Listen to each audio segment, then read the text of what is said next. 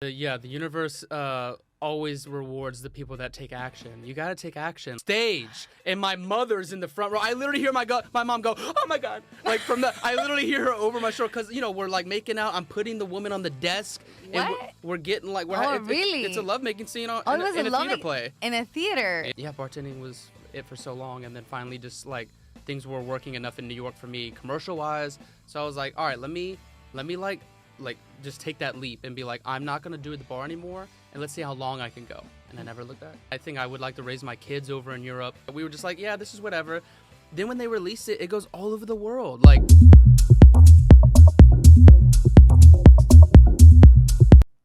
Hello, everyone, and thank you one more time for joining me today in Dreams Come True.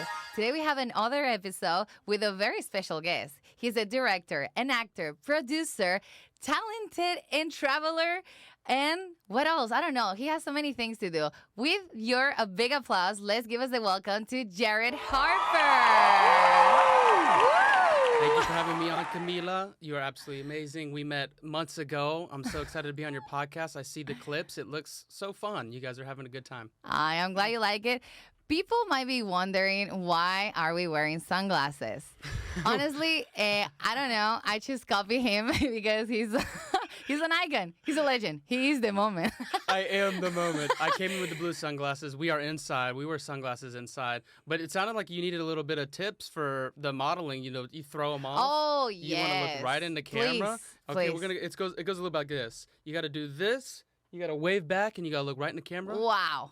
Look right there. Oh, my goodness. And that's how you sell a product, y'all. What? Okay, now it's my turn. All right, let's do it. Let's get it. And action. I have a little hair. Damn! Woo! I mean, can you be a Mission Impossible 9 now, please? Can we? Maybe. I know I can, because I watched Mission Impossible recently in the theaters. It was terrible for me.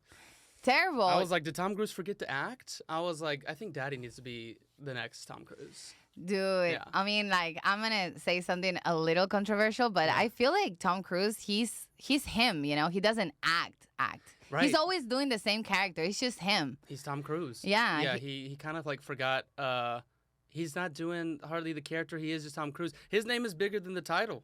So it's like, yeah, we're going to go see Tom Cruise. It's like not the movie so much. I mean, at this point, isn't he just like doing these crazy acts and like action movies, like because he can do it, he doesn't need a double? Yeah, no, he's doing. Yeah, you're going because they put out all the BTS of all the plane rides and all that stuff to let you know that it's so real. That's getting us in the theater to get pumped about it, and then we go and see it, and it's like, well, all of them have been great. This one, the last one, really just didn't do it for me. Did you see it? No, honestly, I haven't. I think I only watched one Mission Impossible. And, like, when things are going too perfect, it annoys me. Right. Like, it's like, how? Come on. Like, everything is going to turn out perfect for you. Yeah. Like, give me a little bit. And, like, when they do so many of the same thing, like Fast and Furious and, I don't know, but they say Final Destination is great. Yeah, I don't know. I haven't seen the last, like, couple, but I remember when those, like, first ones came out, they were fun. Dude. Like, it's horror. You're getting gory because it gives you, like, keeps you suspended. You're like, what's going to kill somebody next? I know, and how they're going to be killed, right? Yeah. So, well, we already know that you're an actor because I introduced you like that. But can you tell me 3 words that define you as a person that people don't know about you? 3 words that define me as a person. I would say, like wondrous. Like, I want to always keep my, like, childlike wonder alive. I would say wonder. I would say passionate. Mm-hmm. And I'd say maybe joyful. I like that. Yeah, joyful, passionate, and wonder. What zodiac sign are you? What zodiac sign are you? Virgo. You're a Virgo. What about you? All right. I'm a Pisces. Okay, cool. Yeah. But like because those things, I don't know. I feel like everybody defines themselves and I see a little bit of me on everybody. Yeah. He also has his own podcast, which everybody should go watch it because it's super fun as well. And like, what is your podcast about? My podcast is super like free flowing. Like I like bringing people in that I think are going to be fun, like that are usually in the artists, like either actors, directors, producers, photographers, like people like that. And we just have a good time for like 2 hours. Like I feel like it's kind of, it's on the guest, like how they want to like, let the path go on the podcast. But we're just having good times. The topics go all over the place, and yeah, it's called the Jay Wonder Show. Go to my YouTube, my Instagram, TikTok, all that stuff, and I have some fun guests on there. Have a good time, and that's kind of how it goes. Yeah, I see a few of them, and there was one in particular that like it really caught my attention because you say something that like I feel the same way. There was a girl that she was mentioning how like she really wanted that role and like she got it and she couldn't stop thinking about it. And the thing that you said, it was like that's exactly how I feel. Like as soon as I do an audition, I just like let it go. You gotta let it go because I cannot keep wanting like then I go down and then like it's too hard to pull me up. You know, I just okay. Thank you next, like Ariana Grande, you know? Yeah, thank you next. And like going towards like the audition thing, you are very famous in the industry of verticals. And how did you get into the vertical? When was the first time you got an audition, and what do you think about it? Because it's something new, you know?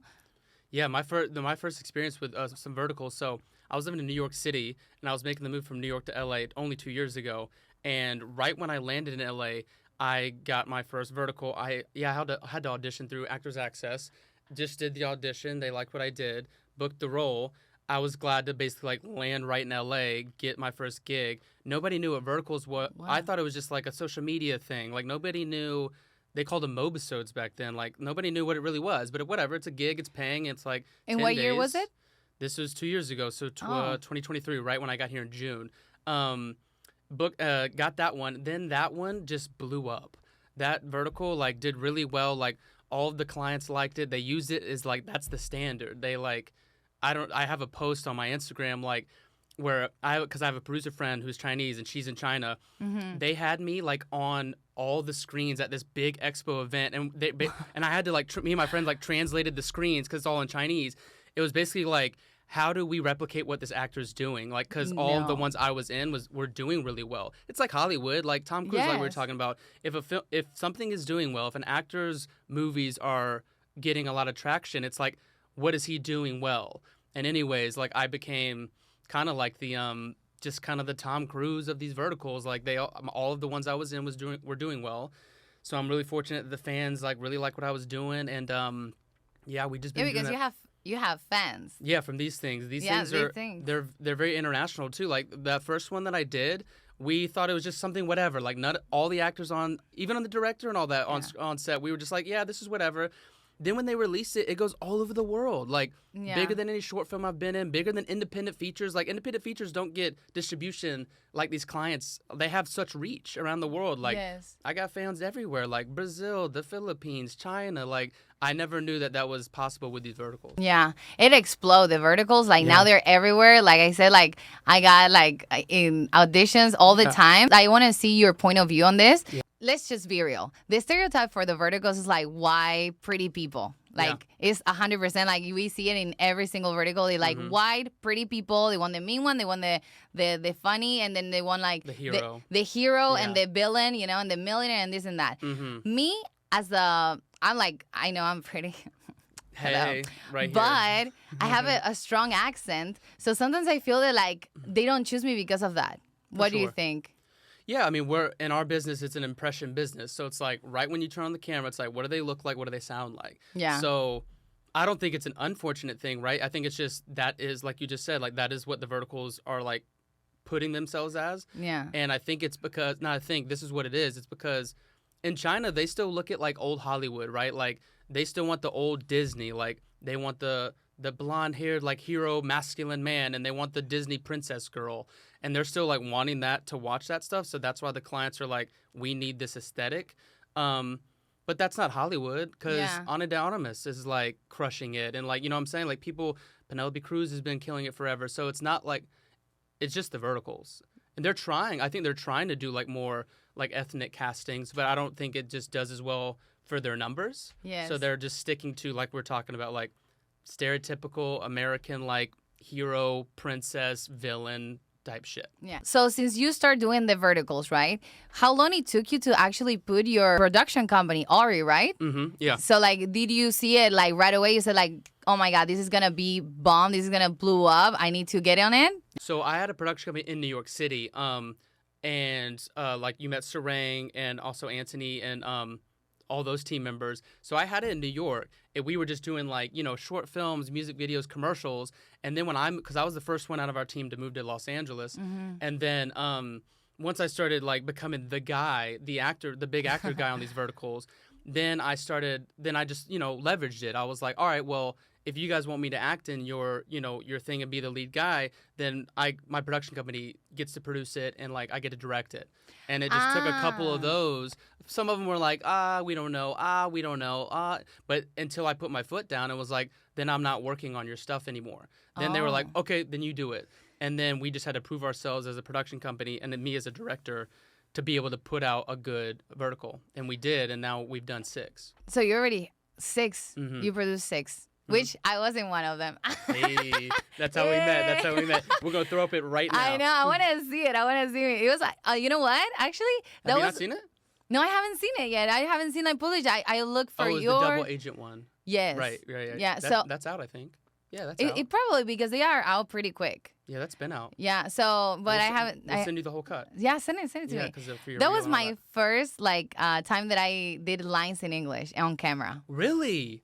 Good for you. Yeah, I was super excited. I was like, yes, finally. We loved it. We had a great time. Yeah, because you played the nurse. I do remember, I think you did it was like the first take. And we said, all right, action. You came in, you gave so much sass as the nurse. And we were like, okay, cool, cut. And then my other director, Sarang, was like, do you mind just taking down and you were like, the spice? And we were like, yeah, the spice. And you took down the spice a little bit. We were like, great, that's all it was. You came in you threw the papers down because you're the nurse. Yeah. You threw the papers down. You're like, here it is, sign the papers and go. And we're like, maybe the spice should go down a little bit. I mean, because the Latina, and you just took it. No, I don't know what happened. I think it's what I read it that I took it as like the nurse, she's annoyed by this girl, and I don't know who told me something like that. So I'm like, okay, maybe the nurse, she's not a nice nurse. Maybe she's a bad nurse. Yeah, you came in here sassy, and we were like, ooh, baby, that's a Latina. Turn down the Latina just a tad. Just a little bit. How did you came up with that idea with your friends? Like we were like a group of friends, and it's like, hey, let's build a production company? Yeah. It was like that? Yeah, so I went to an acting school in New York, and then my buddy Sarang, who you met, was my fellow director on set. We obviously we're in acting school, so we knew we wanted to be actors, but we really loved and were inspired by people like Donald Glover and Seth Rogen, people that were actors but were also producing their own work. And we always had a knack for storytelling, so we were like, we want our scripts to get picked up, we want our shows to be on Netflix, we want our movies to be on the big screen. So as opposed to just being an actor and hoping that those days come when I can just be in a role in a Scorsese movie, it's like, just go create your own shit. And so we were just pumped for that, and that excites us, I think, more than even acting. So then we were like, all right, and then you just take the steps to make it happen. We're like, all right, let's start this little production company. Okay, let's raise money for a pilot episode, and then it starts with a YouTube channel. Then it's then you just try to survive as a production company, doing these live events, doing commercials for startup people, doing things just to make money as a production company. And then while also writing these feature film scripts, writing these series, and just busting down the doors of Netflix and investors that you meet to hopefully get these things funded and picked up. That's great. I know that you've been you went to business school, that then you went to an academy for acting. You've been studying since you got out of high school. Yeah. That you're from Atlanta, Georgia. You went right out to New York, right? And then so you've been always having because I also saw a video of you saying that you're very spoiled, by your parents. By your mom? Yeah. So you always had the support of your parents with all this, right? Do you think that is very important for somebody that is in this industry and in this hard and tough business to have the support of their families, or how did that affect you particularly? I think support is always wanted and needed, right? You never want somebody rooting against you or having negativity against you. So I was super, you're saying, I was super fortunate and spoiled that my parents were. It took convincing, but not a lot. And they didn't kick me out of the house or something like that. They just wanted to make sure that I graduated business school, which I did. And then it's kind of all right, you're a grown man now. You at least got your business degree, so that everybody feels good about that. Now go see how, you could take on the world. And so they were a little bit my dad mostly was concerned because I'm in 4 years of business school and I'm not going to go chase after this this degree that I just got. I'm not going into business. I'm going to New York City to become an actor. So he's like, we'll see how long this lasts. He thought it was going to last just the summer. I was going to come back home and then go. And then you're like, here I am, but yeah. And then I'm the guy. yeah, and totally made it work. Yeah, he even texted me the other day. I got to text him back. Like how proud he is of me now. So yeah, sometimes you want support. It's amazing to have support, but I wouldn't. If you're an artist out there and you're just kind of starting out, I wouldn't be deterred if you don't have the support. If you feel something so in your gut and instincts, right? Like you gotta go for it. I think because if you don't, then the whole world suffers for the art that you might have put out that you won't now. What if David Bowie listened to his mom that said, "Don't go be an artist"? We wouldn't get that music. What if the Beatles didn't? Yeah. You know what I'm saying? Like you gotta know that it's bigger than just. There's more lives that you can affect if you go after your artistry than if you listen to the one or two negative people that aren't supporting you. Can I give the question back to you? Were your parents supportive? Like when you were like, I want to be an actress, were they like, we love that? Have you always known that you wanted to be an actress, or you just kind of knew recently? How's that gone for you? Well, like, yes, like my parents, they always knew. I always been very artistic. Oh, really? Yeah, Nice. since I was little. And yeah, like but I always had like the business side of me because I'm like a salesperson. So I think like they go together. So they went like maybe my dad, because he's like a salesperson too. He want me to go more on that side, like a big company, like I used to want. But I'm in LA, I'm like, I'm going to live my dream and I'm going to do it. And like, it's so scary for them because I'm a woman and this is a tough business. And they're like, oh, where are you going? Who's the production? Where do you get it? Where do you hear it from? How is it? Like, where is it at? Why don't you answer me? And all those like worries about them that like I'm like out there and like they don't trust other people, right? But like they know I'm smart. They know I'm like a girl, like a tough woman. So like they're okay with it and they respect it and they support me. We are like a bully family because we're Argentinians, so we bully a lot. Yeah. But I'm already used to it, and I do whatever I want. That's why, like, I like what you say about like, don't wait. Just do it. And it's like, it was a motivation for you when you got the production company because it's like, I was the same thing. That like clicked for me this year, like after the fires and all that stuff, it was like, I'm not going to wait anymore to like have my podcast. I'm not going to wait anymore for like waiting for like somebody to call me and like, it's like, oh, I want you for this role. I'm just going to write, I'm going to produce, and I'm going to do all this. Well, produce not yet because I don't have the money to produce. But I have all these ideas. It's like, why do I have them waiting there, Just going to do it. If you don't start today and you're scared of like what the rest is going to think of like afraid to fail, then you're failing already because you didn't even try, 100%. No, the universe always rewards the people that take action. You got to take action, like, because like you're saying, like, we can't wait. We don't know what's going to happen tomorrow. We don't know how long we're going to live. Like, go live, like go create your dreams. And the universe will conspire with you. Like they'll put the right people in front of you. The right person you'll meet that wants that script or whatever. You'll do good with your podcast because you got to start it. You can't wait for.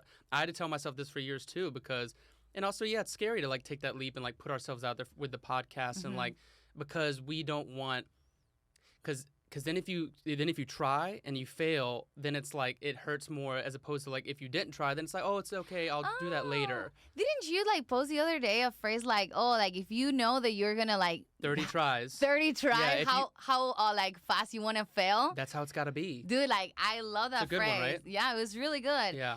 So you never had another job that is acting, basically? No, yeah. I put myself through college and through acting school bartending. And then before that, I had a ton of odd jobs. Like, dude, I was a postman with my dad's like older friend or whatever. Like, I did a whole bunch of odd jobs. Obviously, like growing up as a teen, and when I got to college, I was bartender. Then when I went to New York City, bartender. And bartending is a great side gig when you're an actor because you bartend at night. I used to go into the bar at 9 p.m. I'm bartending right now. Yeah, I mean, like it's great. But it's great. I have fun and I can get to do this on my free time, Exactly. It's like later, you make good cash. You meet a lot of people at the bar too. People like you want to always talk to the bartender. Yes. You're like, yeah, I'm a producer. I do my podcast. I'm an actor. And it's like, oh, follow me. And like hopefully you can get some connections that way. But bartending was it for so long, and then finally just like things were working enough in New York for me commercial wise. So I was like, all right, let me like just take that leap and be like, I'm not gonna do the bar anymore, and let's see how long I can go. And I never looked back. That's great. I never had to go back to it. And that, so you always knew that you wanted to be an actor since you were a kid, or No, because it was senior year of college. I was in business school. I thought I wanted to be a business person and go into real estate and like be a restaurateur and stuff. And then it was a girl I was dating at the time who was more creative than anybody I knew. We're watching freaking Bradley Cooper and Limitless, and I was like, man, he's the man. And she was like, Jarred, you can do exactly what he's doing, if not better. I was like, what are you talking about? Bradley Cooper's the man. And she was like, Jarred, you're just as good looking. You're just as interesting. Like, you got that. And anyway, she pushed me hard senior year, and like, you know how people, it's called, it's not soulmates, it's like starmates. Starmates. Wow, I never heard that one before. Right, I saw it recently. Like 2 shooting stars pass each other, are for each other for that time, and then keep moving. And I knew that she was like a starmate because like I needed her right then, right? And then she pushed me hard. She even was like, you need to leave Atlanta and like go to New York City. So wow, what a great ex. Right. So yeah, I can't even be mad at like us splitting up because yeah, she just gave me so much confidence and like really put me on my path. And because I never saw myself as that. I thought that was something like unattainable. Wow. But she was like, you can do that. You got this. And I was like, fuck, I got this. And it just took one step. And now she's like, I told you. She tried to hit me back up. I couldn't have it. That was years later. I was like, she did me dirty a little bit. So, but anyway, she was good for the time. Okay, so she wasn't that. No, she was good for that time. And then when we started when it started breaking up, because then I go to New York and she's back in Atlanta and starts talking to somebody else. So I'm like, all right, well, daddy's gone. Yeah, that's it. I got self-respect, dude. And as an actor, like, because you're like the main character, like most of your verticals and like, well, you act in other things as well, but like, I mean, you are working a lot in those verticals, and those are mostly like romantic stories, drama, and like a lot of like passion, and they love that gossip. Do you get involved with all the actresses that you?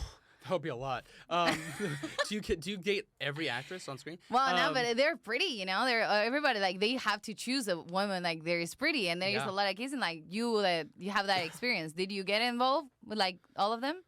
Most of them? No, not most of them. That'd be a lot because I think I've done 30 verticals. That'd be 30 girlfriends. But I think there's something too on-set romances, right? Like even in Hollywood, everybody's like, how come every time a big actor and a big actress get on screen, like Spider-Man? Every time Spider-Man, they've done it. Like Tobey Maguire dated Kirsten Dunst. Andrew Garfield dated Emma Stone, and now Zendaya and Tom Holland. It's something. There's something to acting, especially when you have to be romantic on screen, especially when you're on screen. We're not on screen that long for verticals, but especially for those big movies. Mm-hmm. You gotta really, it's hard to act it all the time. You really gotta form a true connection, and you want to hopefully find a true connection, and then usually that happens while you're filming, and then that's why we see them date for a little bit after the movie, and then usually they break up because it's like it was only kind of for the movie, so it can be easy to fall into a romance when you're acting with these beautiful, talented, interesting girls. But yeah, I've dated a couple, but for the most part, it feels. You want to come on set being professional too. Yeah. You don't want to be like, because you're also like direct, for the ones I'm directing, I definitely try to like put up a boundary because you don't want to bleed those lines because it is a tough line. Like I'm the lead actor, I need to be romantic with you, right? But I'm also trying to take a step back and be directing us. So it's like I'm coming from a place of like I want to be the leader on set, and it's not the best look if I'm trying to be romantic with you off set. So that's kind of how that goes. But I have never kissed anybody on screen yet because I because I never had like a big role or like stuff like that. So was it awkward for you the first time that you did that or no? Probably the first time. I can't remember. Like I think because I've been in other films like in New York City before verticals and stuff. Like, oh God, and even I was in an off-Broadway. Oh my God. In my first off-Broadway play, I invited obviously my family. Like they fly up to New York City, they're seeing me. My mom invited her friends and theater. Yeah, it was on stage theater. And I had a full-on lovemaking scene on stage, and my mother's in the front row. I literally hear my mom go, "Oh my God!" Like I literally hear her over my shoulder because we're like making out. I'm putting the woman on the desk, and we're getting like really? It's a lovemaking scene in a theater play. In a theater. Yeah, and we fucking went for it. Like she's in like a nightgown like this, and like we're kissing. It's like coming off. Nothing got nude. No. But it's steamy, and also it's right there in theater, like on stage. And my mother's in the front row, and I hear her go, "Oh my God, my baby!" and like all her friends, My baby. I could hear everybody go, like I could hear the gas. I'm over here trying to stay in it, like kissing this girl. I was like, oh my, it didn't cross my mind because it's a whole long, it's a 90-minute play. I forgot that like there's a lovemaking scene. You forgot? Well, kinda like. I don't know. I just didn't really think about it super heavy. I was like, yeah, this is my first play. Like, just trying to get the logistics of my family and her friends getting tickets. You know, like I'm trying to remember my lines. Like I just didn't remember in the middle of the play. Like before Act 2, I'm fucking making love on a desk, and my mother's right there seeing my thigh and my butt cheek, and I was like, oh my god. So after you do something like that, nothing feels like a big deal. No, honestly, like after that, your parents already are like, okay, we already seen everything. Seen it all. We can watch any vertical, any movie that he's in. Yeah, none of that matters. That must be a fun fun night, no? A lot of talk to after that. No, it was hilarious because I come out of there and then obviously we all go get drinks and dinner with the friends, and that's the first thing everybody talks about. They're like, so we didn't know Jarred was gonna like put her on a desk and like start making out with her. And I was like, yeah, that was something, huh? I didn't want to tell you because I didn't want to. Totally wanted you to be surprised. Yeah. But yeah, so anything after that feels pretty easy breezy. I also did a film. My first like lead in a feature, we shot it in Egypt called the Egypt Affair, and I had a totally steamy lovemaking scene in that one. I didn't forget to tell people. But I didn't want to like, cause I'm putting it out on my Instagram like my movie's out now on Amazon, blah blah blah. My grandma watches it and texts me. Is like, I saw the movie. It was really great, Jarred. Just maybe didn't know that you were gonna, like be making love with the lead actress. I was like, oh my god, my grandma saw me like. Shirt off, steamy. So yeah, but it's all fake. Yeah, it's fake, and it's also storytelling. Like yeah, it's part of the life. Like everybody, like the only thing that the actors they just do it on camera. Yeah, and it's actually, I mean, for people that like aren't in the industry, like those scenes are usually like not super romantic on set. They're very technical. These days, intimacy coordinators are on set always and making sure things go well with like. Where we're grabbing, where we're kissing, what's the camera angle. So it's not like a whole sexy, passionate like process. But on screen, you want to hope that it transmit that. It translates as like this is love. Like me and the actress are like falling in love with this scene. Yeah. Yeah. And like you also travel a lot. Love traveling. But because of acting, because of like producing things, or just because you have fun, or all together? Altogether, I think the thing that we love, choosing acting, we hope. I mean, it's my favorite thing in the world to book a gig, get flown out, be on location in a new city I've never been to, and be filming a film. Like that's because then you get to experience the city, the culture, while filming films and like on the street in Turkey or like in Egypt. I'm like on the Nile River going in a boat and we're doing a scene and there's like the pyramids behind us. Like that's wild. That's the best way to experience a city, obviously. But then, once I started doing that and getting those opportunities as an actor, then I was like, oh my God, like I just got bit by the travel bug so much. Like I have to see the whole world. Yeah. I got to see the whole world. And I'm moving to Europe in a month. You're moving out? Yeah, I'm like getting out of my place and like moving to Europe, and I'll do some verticals over there. I'll probably come back to LA whenever we have like our productions. Yes. But for the most part, like I'm just gonna do the travel vlogging, That's podcasting great. abroad, and because I already did verticals over there. I've done them in Turkey. They're shooting them in the UK, Lithuania. I've had friends like who are in China. You shoot as an actor that As they an chose actor. you, As an actor, but yeah. not with your production company. No, I think I would fly back into LA. Yeah. And we do it because it's easier for us as a production company because we have all of our resources here. How many places you travel as an actor? As an actor? Yeah, as an actor. A lot? Since you moved out to LA, like basically like the doors open for you crazy. You have a bunch of work. Yeah. That's great. A good bit of work. And I remember traveling a good bit in New York too as an actor, but a lot as a commercial actor too because like commercials would fly you out. I went to Estonia. I've been to Seattle. I've been to Egypt. I've been to Turkey.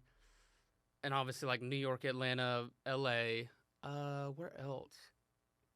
Do you have like like a paper where you write all the places that you want to travel as an actor, or like do you have any goals that you write that you project yourself, or it just everything happens randomly for you?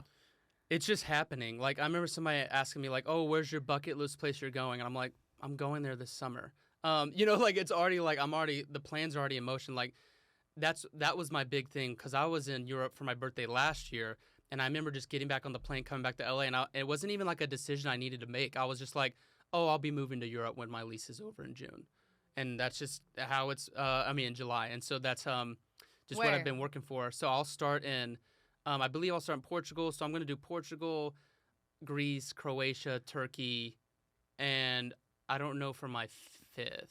So I'll be there from July to December.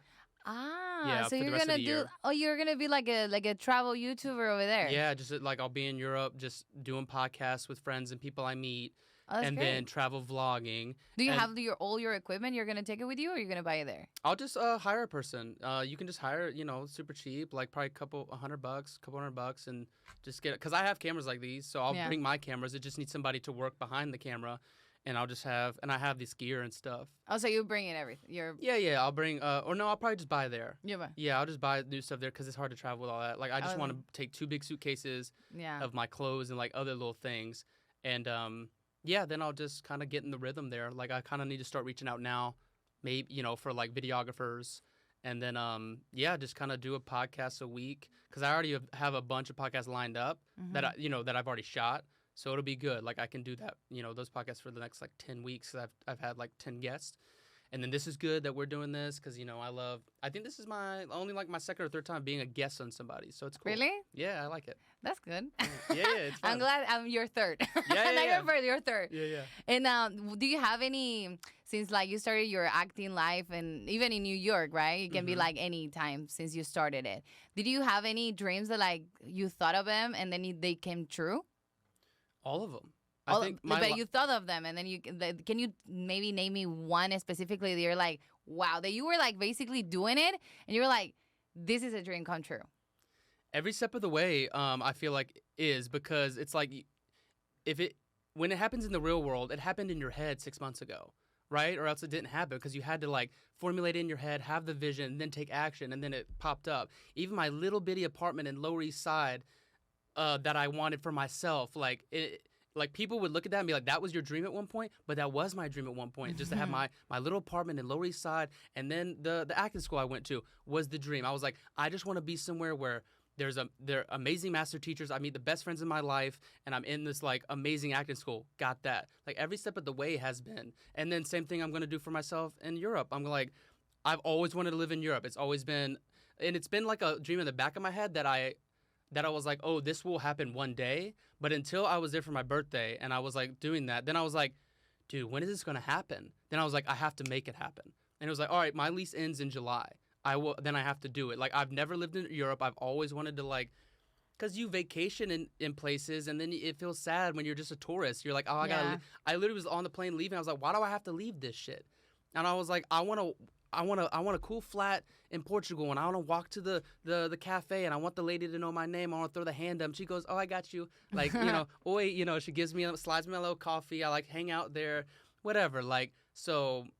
Yeah, and what about Italy? No Italy? I think Italy will be the one. Yeah, I would love to like to live in Milan.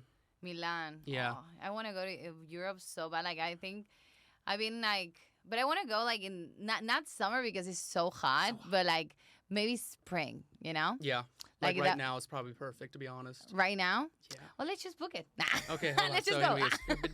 Did you ever get like, because like talking about positivity, you can get mad sometimes. Like what things makes you mad, like as a person? Now, for example, for me, what it pissed me off is when like, people like take advantage of me because maybe sometimes I'm too nice, and like because I'm too nice, sometimes like take advantage and they start being like an asshole or like disrespect me somehow, and I'm like, and then I have to put a limit, and then I look like a bitch, No, and I hate that for women because you say that like, oh, now I look like a bitch, but it's like you're not. You're just standing up for yourself, and like if it was me, if it was a man or whatever, they're just like, oh no, they're just being stern.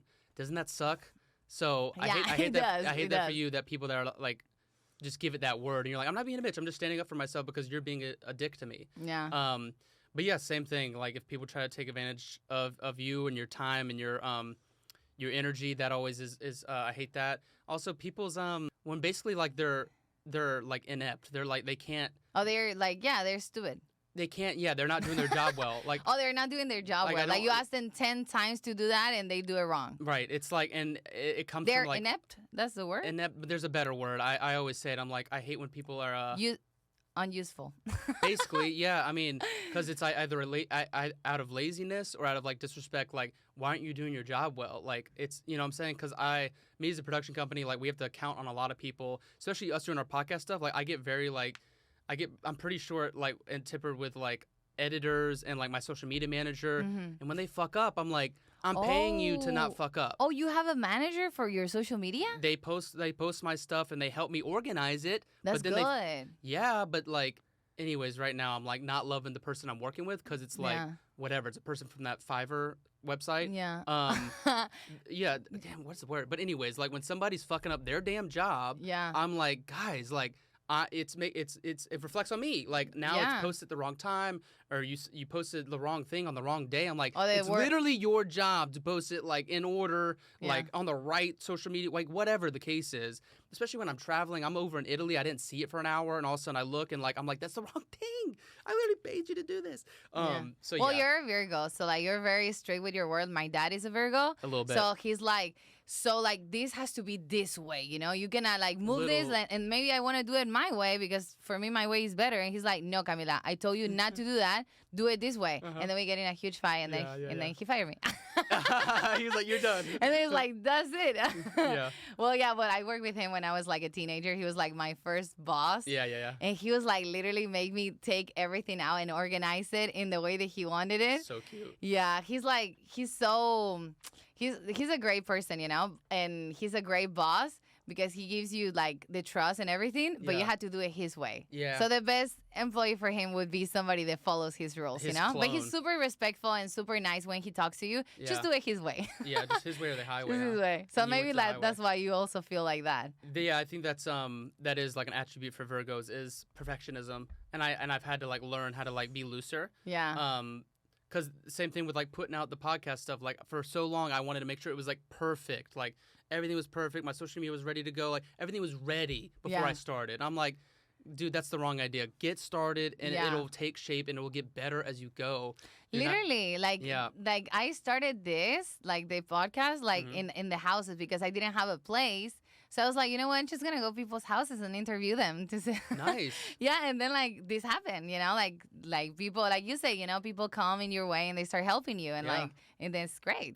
So now that you're traveling so much and you have all these dreams that you already accomplished, would you like to have a family in the future? Is that in your plans too? Yeah, for sure. I'm also super fortunate being a man again. Because I don't have a time clock. You know, like I have a younger sister. Wait, but you're not gonna be like at 80. Not 80, but I think I had. You know, I would say like 5 years. I bet I can like. That's great. It's 35. Yeah. That's perfect. I would maybe even like 40. 2 to 5 years. You know, I don't know. Like I think I'd like to like achieve some things. It's really just traveling the world first, but not first. Like I think it would be the most romantic thing ever, and I kind of like am manifesting it, to a little bit of extent to meet my like my soulmate on this trip, because I know she's Aw. yeah. I'd like her to be like foreign, and I think I would like to raise my kids over in Europe, kind of thing, and like. If she was living, you know, that would be amazing to like meet her there. She shows me around the country. You know, we're falling in love. Then we travel around Europe together. She probably does something like this too, where she can like live freely and travel easily. That's great. Yeah. So you know, ladies in Europe, if you're looking for a man that does, if you're looking for a man that it likes to travel the world and it's an actor, producer, director, a business bachelor, here is your guy. Hit me up. He's looking for a foreign to show Europe to him. I need a tour guide, ladies. And she's got to be a 10 and spicy and sexy. Well, I brought something. Did you? What'd you bring? My auditions for Verticals. Oh, nice. And I want you to be my reader. Oh, nice. Yeah. Let's see. And we're gonna let's see. This is a woman. Here's Ricardo. You're gonna be Ricardo. You got it. Emily's cheeks go red. And it says, mansion, Preston's bedroom, evening. Yeah. I'm nervous. What do you mean? I know, Cassie. Whatever drama she's stirring up needs to settle. I'm guessing she'll be hanging around outside the room for a while. But what are we going to do in the meanwhile until she leaves? Drink this champagne, of course. But you're in a towel. Oh, sorry. Do you want me to take it off? No. Look, just imagine that I have a swimsuit under it. But you don't. But you don't. You have your hog out. I don't have those sides. Oh my God, that was so random. Hilarious. So that's how vertical auditions go. Well, that was it. He was Jarred Harper, everyone. He's going to leave you all his information in case you want to contact him for any kind of job that you want for him. Thank you, guys. I had a main time with Camila. Amazing podcast. You can find me at on Instagram, TikTok, and YouTube at Jarred_Harper. Also have a podcast called The Jay Wonder Show. Go check it out. Thank you so much. Thank you for watching until the end of the video. And I'm Camila, the host, of course. And follow me too, Camila Rul. If you're not doing that, I don't know what you're doing with your life. Subscribe to my channel, link that bell, and share it to everybody that wants to get inspired by Jarred Harper. Okay? Bye-bye. Until next time.